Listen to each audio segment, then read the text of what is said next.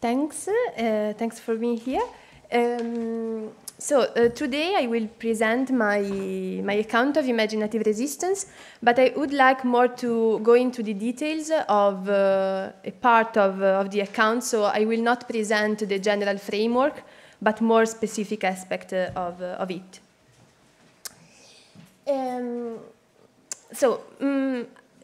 In general, first of all, what is imaginative resistance? Imaginative resistance is usually defined as difficulties that otherwise competent imaginers experience when imaginatively engaging with fiction.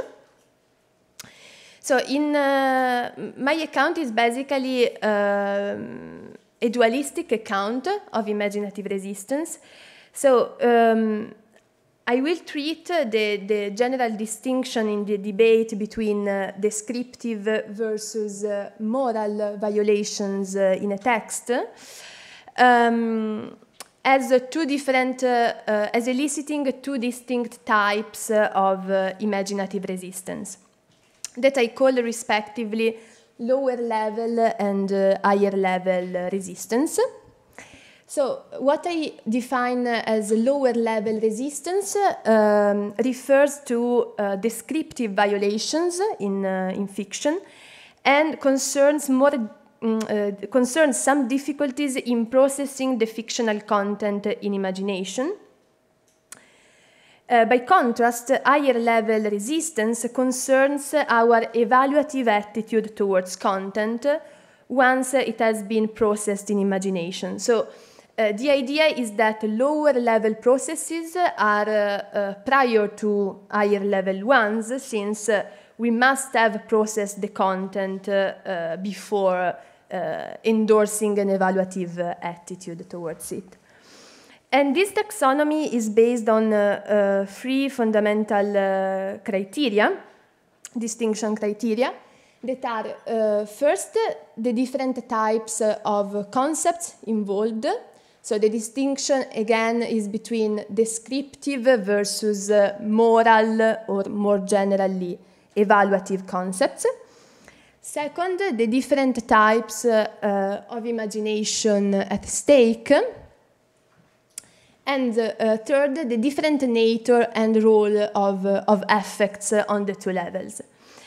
My focus in this talk is more on cases of descriptive violations in a text. So,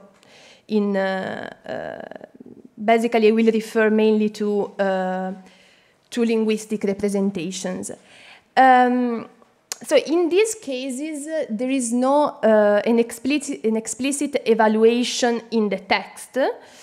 And so what is crucial is that the imaginative prescription does not require us to endorse an evaluative attitude in imagination.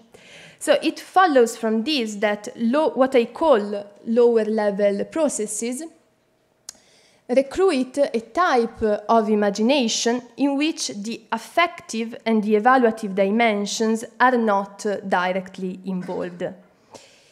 I will primarily focus on the role of mental imagery at this lower level. So the aims of the talk are first, to defend the idea that even descriptive violations can be sources of IR, of imaginative resistance. Second, to address the objection from contextuality, according to which IR is a contingent phenomenon which depends on either the fictional context or the imaginer subjective context. So, in order to address the objection, I will find stable parameters for establishing if a contradiction is imaginable or not within a context. And in the light of these parameters, I will distinguish between tractable and intractable contradictions. So,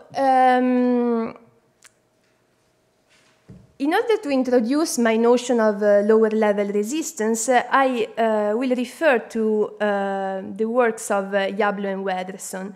So the idea that even descriptive violations can be sources of imaginative resistance is not new in the debate, but it has been already defended by what I call the symmetry thesis.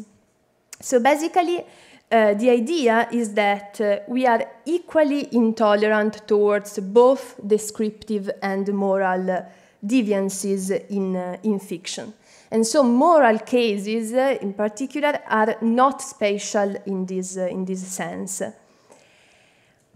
So I side with Jablo and Wederson in defending this idea, but I reject a monistic framework. So I maintain again that descriptive and moral cases elicit distinct types of imaginative resistance. And what I will defend, especially in this talk, is that not every case of descriptive violation causes IR, but only the cases I define as intractable. So a paradigmatic example, what I take as paradigmatic example of resistance of a lower level kind is this story that has been provided by Stephen Jablo. So they flopped down beneath the giant maple, one more item to find, and yet the game seemed lost. Hang on, Sally said, it's staring us in the face. This is a maple tree we are under. She grabbed a 5-fingered leaf. Here was the oval they needed. So, in this story, we are required to imagine that a 5-fingered leaf can be oval. In order to elucidate this story, this example, I will primarily refer to Jablo's account of response-enabled concepts. So the idea is that a concept like oval is an example of a response-enabled concept. Response-enabled concepts are a special kind of observational concepts since we usually grasp this kind of concept experientially and not intellectually. So, quoting Jablo, to determine their extension in a word, we must cast our gaze over that word. So we cannot establish the extension a priori. And in this respect, they are very similar to response-dependent concepts like ticklish, tantalizing, painful to behold. But what is crucial and what distinguishes this special kind of observational concepts is that they remain stable across words. So, unlike response-enabled concepts, our responses do not determine the extension of the concept, but rather they track it. So they give access to it, but they do not dictate the extension.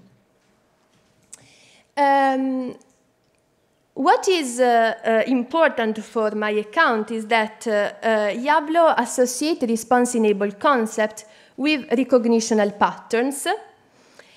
And for instance, we normally grasp the extension of oval with reference to a specific recognitional pattern that is egg-shaped. And recognitional patterns, what I would like to emphasize is that recognitional patterns have a perceptual nature. So they are linked to our perceptual and reactive dispositions.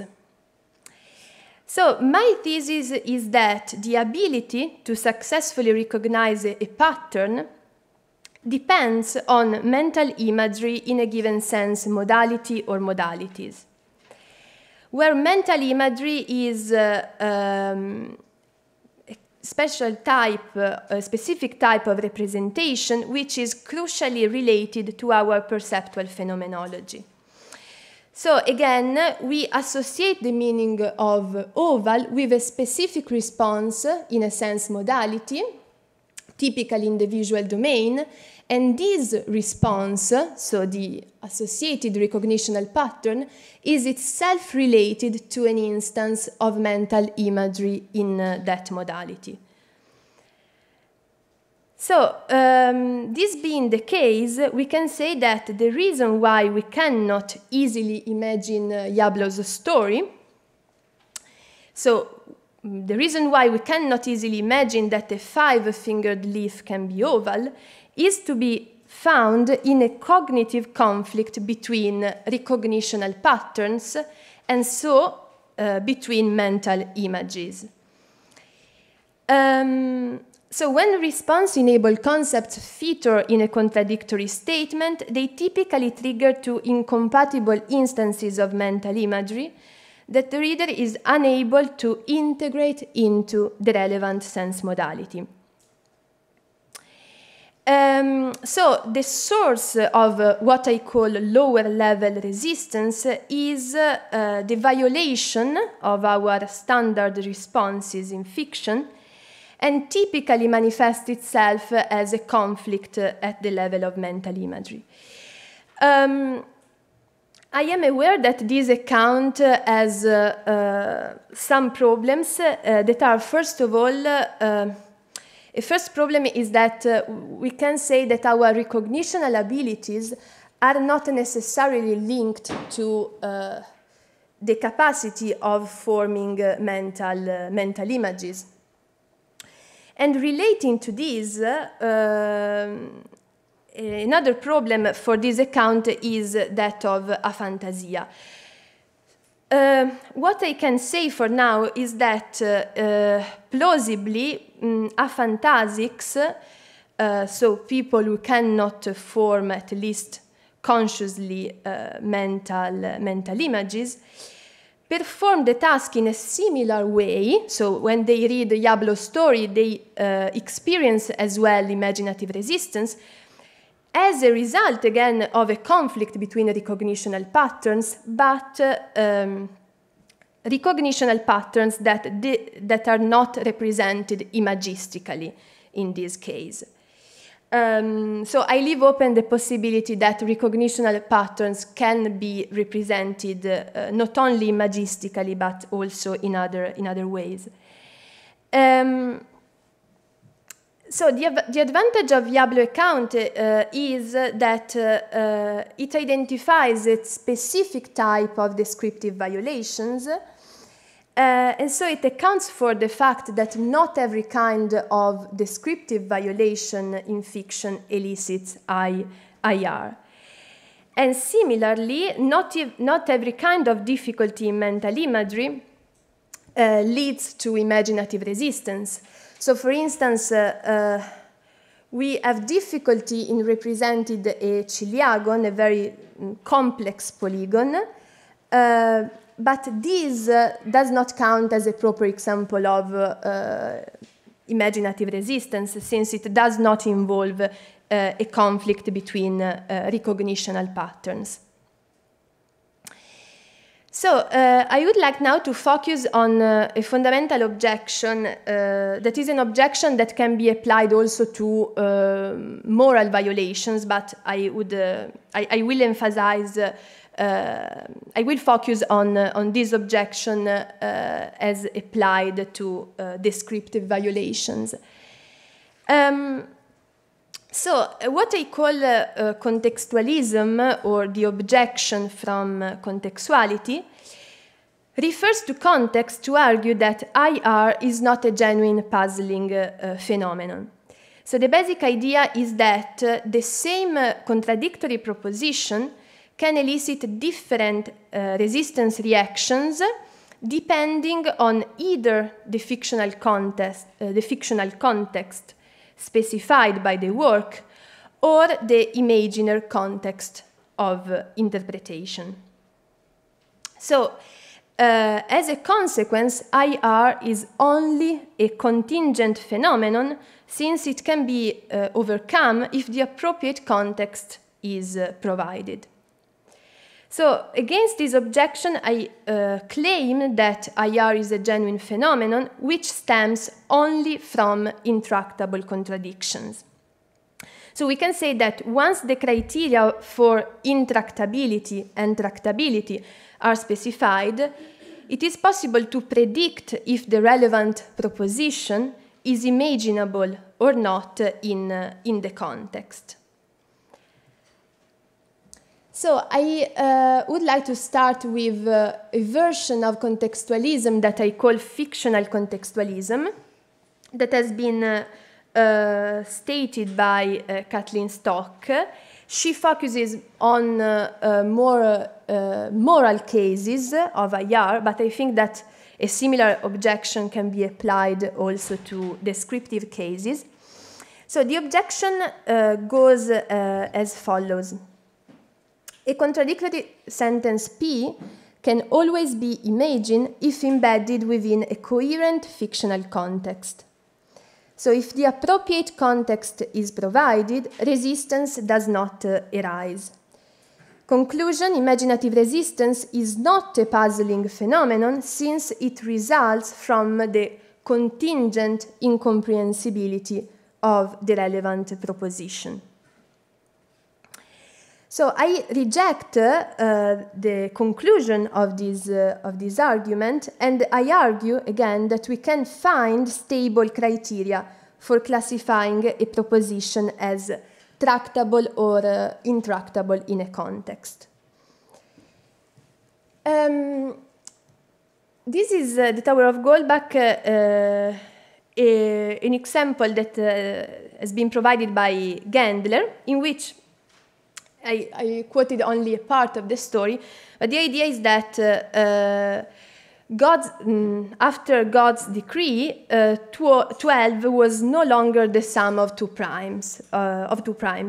So, as a result of human hubris, God decides to modify this mathematical principle. So it is a story which involves a mathematical impossibility. So following Gendler, the reason why we can conceive impossibilities in fiction is that we focus on precise aspects of the content, engaging our selective attention, like in games of make-believe. So in the story, we can imagine that 12 is no longer the sum of two primes, since we imagine P under a certain aspect, so as the effect of God's decree. So against Gendler, I maintain that the reason why this mathematical contradiction is tractable, is perceived as tractable, is not to be related to selective attention, but is due to certain specific parameters. First of all, the story focuses on pure theoretical concepts, so the story does not involve response-enabled concepts. And as a consequence of this, the story does not concern how we respond to things, but how things are in themselves. If we consider now a slightly modified version of the story, if we consider a slightly modified version of the story, so if we replace theoretical concept with response-enabled concepts, we can find that the story, the contradiction is tractable as well. No? This version, this modified story, in this modified story we have that after God's decree, ovals were four-cornered. So this seems to be a counterexample to my account, since despite the employment of response-enabled concepts, the contradiction is still, seems still tractable, seems still imaginable in the context. But again, the reason is to be found in specific contextual factors. In fact, in this case, we can say that God acts on how things are in themselves and not on how we respond to things. So our responses are not directly at stake, and we interpret the action as resulting in changing the meaning of oval, since it affects the very feature by which things are recognized as ovals.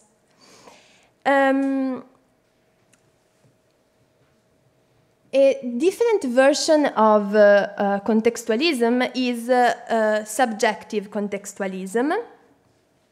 So subjective contextualism refers again to context, but the imaginary subjective context. So if we apply this objection to descriptive violation, a potential objection might appeal to our individual cognitive strategies and mental styles, and says that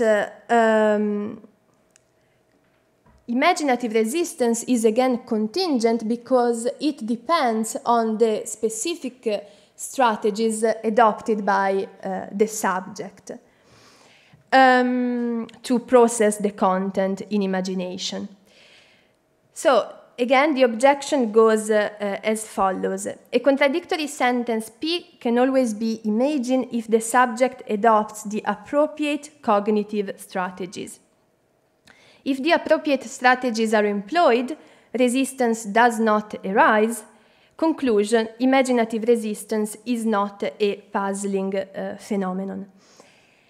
I will consider in particular a specific strategy that I call the strategy of ambiguity.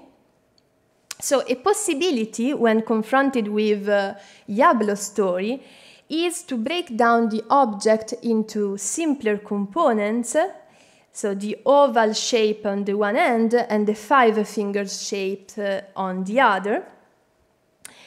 And this would result in a sort of ambiguous visual object. An ambiguous content can be formalized as a disjunctive, A or B, but it cannot be reduced. It can be reduced neither to A nor to B.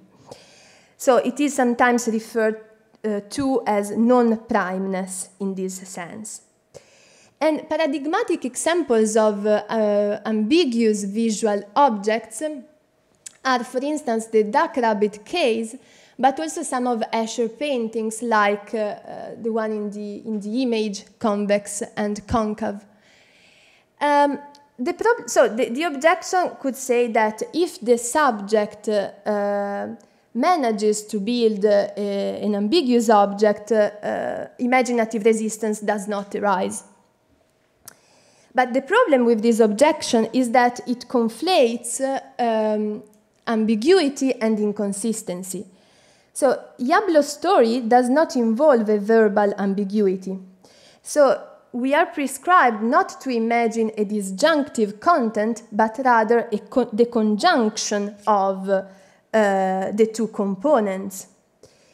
And this is a task we are unable to perform for the reasons that I've stated. So summing up, in response to fictional contextualism, I have argued that IR is not contingent, but rather it is necessitated by specific parameters of tractability and intractability. I have argued that lower-level resistance stems from intractable descriptive violations, and I have defined intractability as depending on specific criteria that are: the fictional context involves response-enabled concepts, the fictional context concerns how we respond to things and not how things are in themselves, our responses are explicitly contradicted but not invalidated in the context. In response to subjective contextualism, I have referred to the strategy of ambiguity to show that the adoption of cognitive strategies to process the contradictory content in imagination results in a violation of the work's prescription. That's all. Thanks.